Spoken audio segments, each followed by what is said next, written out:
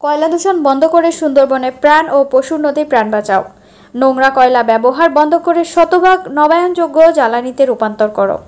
2035 সালের মধ্যে এশিয়া থেকে কয়লা ভিত্তিক জ্বালানি প্রকল্প তুলে দিতে হবে। জলবায়ু পরিবর্তনের বিরুদ্ধে লড়াইয়ে কয়লা পরিসমাপ্তি এবং নবায়নযোগ্য জ্বালানি শক্তিতে রূপান্তর এখন সময়ের দাবি। জলবায়ু ন্যায্যতার জন্য বিশ্বব্যাপী আন্দোলনের অংশ হিসেবে মোংলায় 13 সেপ্টেম্বর শুক্রবার সকালে এন্ড কোল এর এশিয়া ডে অফ অ্যাকশন কর্মসূচি উপলক্ষে নৌ র্যালি ও মানববন্ধন চলাকালে সমাবেশে বক্তারা এই কথা বলেন।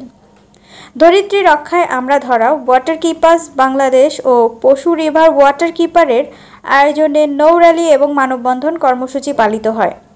শুক্রবার সকালে মোংলায় পশুর নদীতে নৌ র্যালি এবং পশুর নদীর পাড়ে মানববন্ধন কর্মসূচির সভাপতি ও প্রধান অতিথির বক্তব্য রাখেন পশু রিভার ওয়াটার কিপার পরিবেশের আন্দোলনের নেতা মোহাম্মদ নূর আলম শেখ।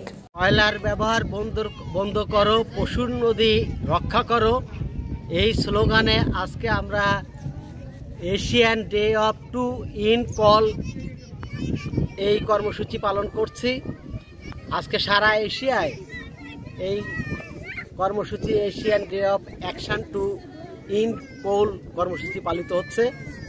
কয়লা এটি একটা ময়লা এবং কয়লা জ্বালানি, সেটি আমাদের দেশের পরিবেশের ক্ষতি করে, আমাদের দেশের জলবায়ু ক্ষতি করে, জনস্বাস্থ্য সামাজিক পরিস্থিতি ক্ষতি করে।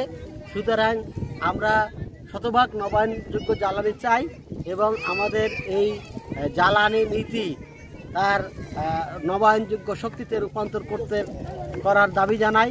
সেই লক্ষ্যে আমরা এই কর্মসূচি এখানে পালন করছি। আমরা আমাদের কয়লা ভিত্তিক যে রামপাল বিদ্যুৎ কেন্দ্র সেটি বন্ধ করার আহ্বান জানাই এবং আমরা সুন্দরবনের প্রাণ এই পশুর নদীকে রক্ষা করার দাবি জানাই, সুন্দরবনকে রক্ষা করার দাবি জানাই। সে কারণে আমরা এই কয়লা ভিত্তিক বিদ্যুৎ কোম্পানি রামপাল বিদ্যুৎ কেন্দ্র বন্ধের দাবি জানাই।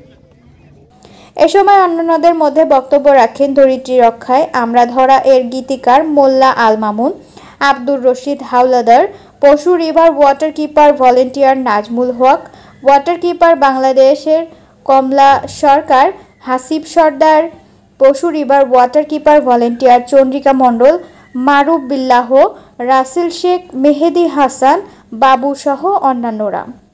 Desk report, Mongla post.